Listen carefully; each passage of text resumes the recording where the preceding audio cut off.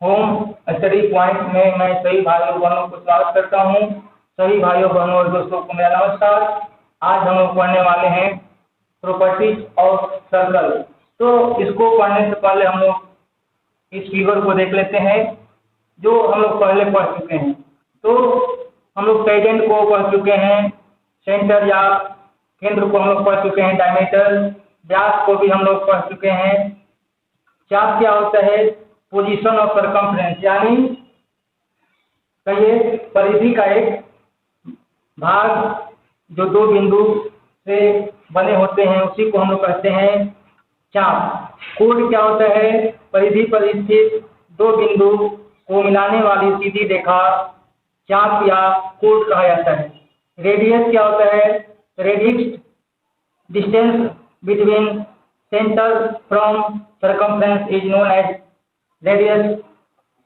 उसके बाद हम देखते हैं सरकमफ्रेंस क्या होता है। तो सरकमफ्रेंस होता है circumference of a circle is the distance around outside of the circle. कहने का मतलब ये हुआ कि जो सरकमफ्रेंस परिधि होता है वृत्त के चारों तरफ की लंबाई सरकमफ्रेंस कहलाता है। फिक्स पॉइंट यानी सेंटर। सेंटर को हम लोग पहले पढ़ चुके हैं, मिडिल पॉइंट ऑफ डायमीटर या fix point of circle is known as centre. इसके बाद हम लोग पढ़ने वाले हैं प्रॉपर्टीज ऑफ सर्कल।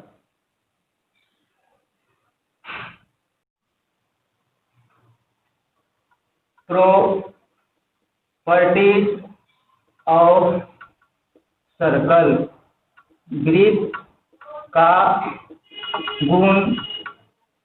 तो हम लोग कुछ गुण को हम लोग देखेंगे कि वृत्त में कौन कौन से प्रमुख गुण होते हैं, उसको हम लोग जानने का कोशिश करेंगे। तो सबसे पहले हम लोग देखेंगे कि वृत्त ये हुआ केंद्र, इसको हम लोग सी या ओ से भी निरूपित करते हैं। तो जब समान लंबाई के जीवा, समान लंबाई का जीवा केंद्र पर कोण बनाता है तो केंद्र पर बने दोनों कोण क्या होते हैं? बराबर होते हैं। कहने का मतलब वृत्त के बराबर जीवाएं केंद्र पर समान कोण बनाती है। तो हम लिख सकते हैं ए बी सी और डी। ए बी बराबर सी डी। तो कोण जो बनेगा ए ओ बी बराबर कोण डी ओ सी। तो कहने का मतलब ये हुआ इक्वल कोड ऑफ सर्कल सब and equal angle at the centre. Angle at the centre कहने का मतलब वृत्त की बराबर जीवाएं केंद्र पर समान कोण बनाती है। वृत्त की बराबर जीवाएं केंद्र पर समान कोण बनाती है। ये हुआ। उसके बाद हम देखेंगे गुण क्या होता है। एक वृत्त होगा, वृत्त से समान दूरी पर जो जीवा होते हैं वो क्या होते हैं? समान लंबाई के होते हैं।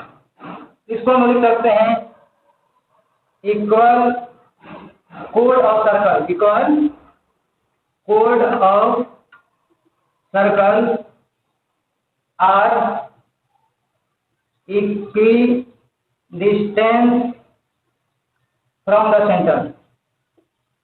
फ्रॉम द सेंटर कहने का मतलब ये जो वृत्त की दो जीवा समान दूरी पर होंगे केंद्र से, तो दोनों जीवा की लंबाई समान होगा, यानी ए बी सी डी। ये सब 5 सेंटीमीटर इधर, 5 सेंटीमीटर इधर, तो ए बी बराबर सी डी हम लोग लिख सकते हैं। तो हम लोग क्या बोल सकते हैं कि वृत्त की समान लंबाई, वृत्त की समान लंबाई वाले जीवा वृत्त के केंद्र से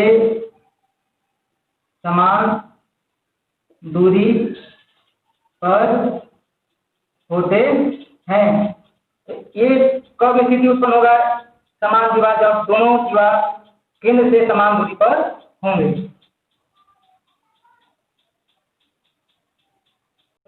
ये मेरा वृत्त हुआ और ये मेरा कोड कहिए या ये चाप कहिए। तो एक ही चाप या एक ही कोड से बने एक ही तरफ का कोण का मान समान होता है। Angles in the same segment of circle are equal, यानी ए बी सी और डी ये मेरा केंद्र हुआ। तो क्या होगा इसमें? कोण ए सी बी बराबर कोण ए डी बी। तो ये एक ही, इसमें कॉमन क्या है? तो कॉमन है ये आपका चाप या इसको कहिए जीवा। तो एक ही जीवा से या एक ही आर्क या चाप से बने सभी कोण क्या होते हैं? समान होते हैं। वृत्त के एक ही चाप से बने सभी कोण समान होते हैं। ठीक, इसके बाद क्या होता है कि अर्धवृत्त से परिधि पर बना कोण समकोण होता है। तो हम लोग देखेंगे कि जो डायमीटर होता है और जो डायमीटर या व्यास से बने कोण समकोण होते हैं। हम लोग अगले प्रॉपर्टी को क्या देखते हैं कि जो ये डायमीटर होता है, व्यास मीटर, यानी डायमीटर या व्यास से या उसको कहिए अर्धवृत्त से परिधि पर बने सभी कोण 90 डिग्री के होते हैं। जो भी कोण बने या अर्धवृत्त के दोनों छोर से तो क्या होते हैं? 90 डिग्री के होते हैं। तो हम लोग क्या लिख सकते हैं? An angle in semi circle is a right angle. कहने का मतलब अर्धवृत्त से परिधि पर बना कोण अर्धवृत्त से परिधि पर बना कोण समकोण होता है। यानी जो ये अर्धवृत्त या परिधि का ये जो स्थित है सी और डी बिंदु, ए बी जो वृत्त का व्यास है उससे जो कोण बनता है कोण ए सी डी बराबर 90 डिग्री, कोण ए डी बी बराबर 90 डिग्री का होगा। तो हम लोग बोल सकते हैं कि अर्धवृत्त से परिधि पर बना कोण समकोण होता है, यानी 90 डिग्री का होता है। An angle in semi circle is right angle.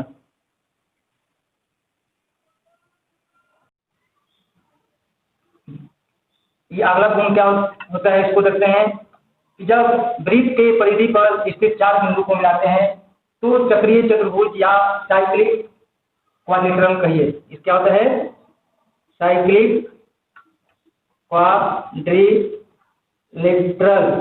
Quadrilateral होता है कि 4 point on circumference of circle from a cyclic quadrilateral. तो इसका गुण क्या होता है opposite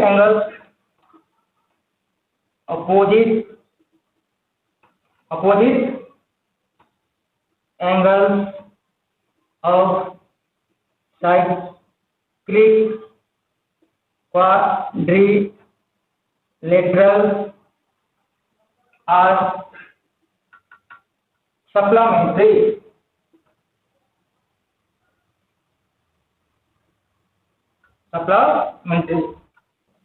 चक्रीय चतुर्भुज के सम्मुख कोण समपूरक होते हैं। तो इसको हम लोग क्या लिख सकते हैं, एक चक्रीय चतुर्भुज है, समूह कोण का मतलब कोण डी का समूह कोण डी और कोण ए का समूह कोण सी।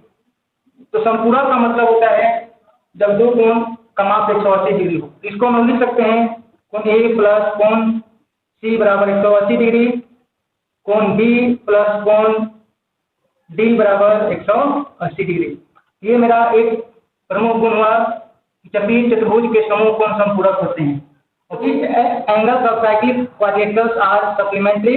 चक्रीय चतुर्भुज के समूह कोण संपूरक होते हैं। संपूरक का मतलब होता है एक संपूरक का मतलब दो कोणों का यानी समूह कोण का मतलब आमने सामने का कोण ए का समूह कोण सी और बी का समूह कोण डी, और दोनों कोणों का मान 180 डिग्री होगा। तो क्या कहलाएगा, सप्लीमेंट्री एंगल्स या संपूरक कोण होते हैं।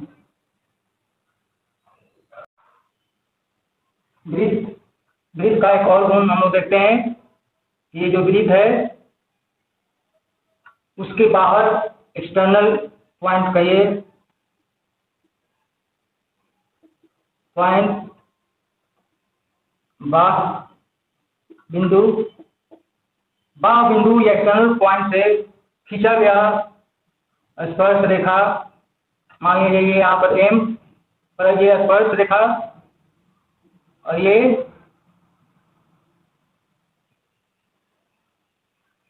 एन बिंदु पर, तो ये जो टेंजेंट है, टेंजेंट स्पर्श रेखा P, मान लीजिए कि बाह्य बिंदु है P और ये दो स्पर्श रेखा वृत्त के M और N बिंदु पर स्पर्श कर रहे हैं, तो ये PM और PN का लंबाई समान होता है, यानी बाह्य बिंदु से खींचा गया स्पर्श रेखा स्पर्श बिंदु से समान दूरी पर होते हैं। तो क्या इसका गुण हुआ कि एक बाह्य बिंदु है उससे खींचा गया स्पर्श रेखा स्पर्श बिंदु से समान दूरी पर होते हैं। तो हम लोग tangent drawn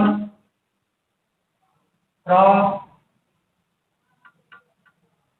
external point are equal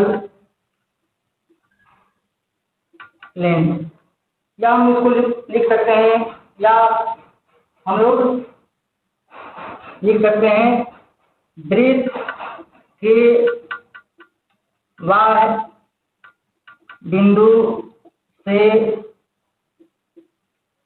खींचा गया स्पर्श रेखा स्पर्श बिंदु से समान दूरी पर होता है।